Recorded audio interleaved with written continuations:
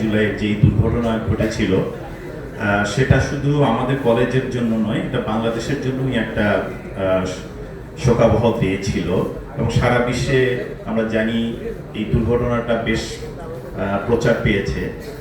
তো এই দুর্ঘটনার পরে যে সমস্যাগুলো আমরা ফেস করেছি, সেই সমস্যার একটা অন্যতম ছিল, আমরা তো স্টুডেন্ট 28 জন আমার স্টুডেন্ট, ছোট ছোট বাচ্চা ক্লাস 3 থেকে ক্লাস 8-এর বাচ্চা আমরা হারিয়েছি এই দুর্ঘটনায়। আমি 3 জন শিক্ষিকাকে হারিয়েছি, এর বাইরে আমরা 3 জন গার্ডিয়ানকে হারিয়েছি, একজন আয়াকে হারিয়েছি, আর সেই সাথে একজন পথচারী ছিল, আরেকজন পাইলট।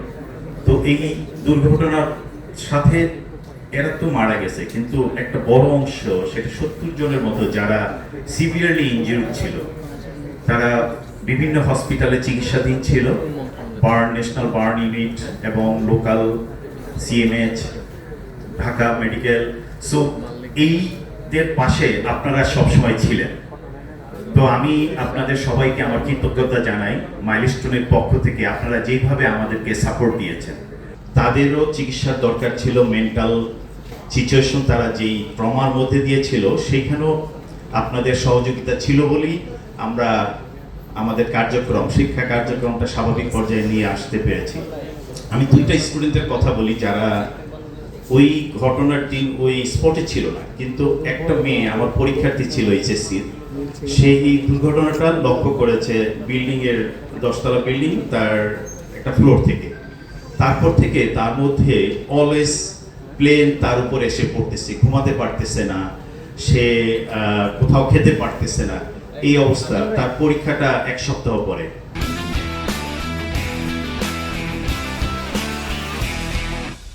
তাকেও আমরা হসপিটালাইজ করার পরে, চিকিৎসার পরে সে কিছুটা সুস্থ হয়, কিন্তু পরীক্ষার হলে একটা ভালো একটা সমস্যার মধ্যে দিয়ে সে এই পরীক্ষাটা অতিক্রম করতে হয়েছে, বারবার ট্রিটমেন্ট, কাউন্সিলিং করতে হয়েছে।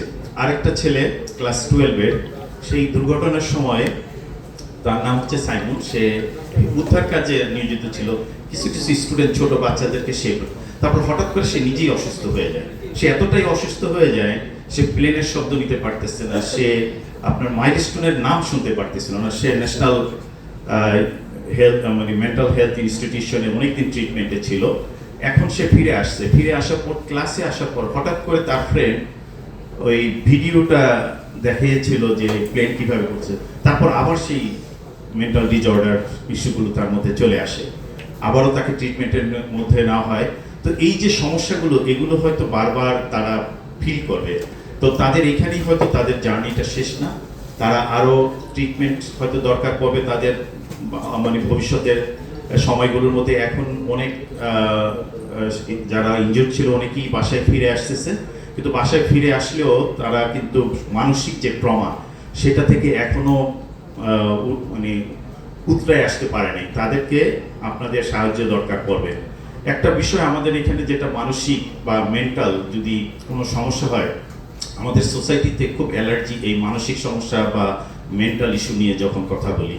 তো এইটা আমাদেরকে অ্যাওয়ারনেসটা তৈরি করতে হবে, গার্ডিয়ান লেভেল, টিচার্স লেভেল এবং টোটাল সোসাইটির মধ্যে যদি করি, তাহলে এটা একটা স্বাভাবিক পর্যায়ে আসবে। কারণ আমরা সোসাইটি কিন্তু মানসিক সমস্যার মধ্যে আছি, কারণ আমরা এটা এখনো অ্যাকসেপ্ট করতে পারি নাই, না ইন্ডিভিজুয়াল লেভেলে, না পারিবারিক লেভেলে, না অ্যাজ এ কমিউনিটি। ইভেন যারা এই সমস্যার মধ্যে আছে, যে ইন্ডিভিজুয়াল, সেও যেতে চায় না মানসিক ডাক্তারের কাছে, বিকজ অফ সোশ্যাল যে আমাদের সিস্টেম বা আমাদের যে পারসেপশন, এইটার কারণে। এটা আমাদেরকে ভাঙতে হবে।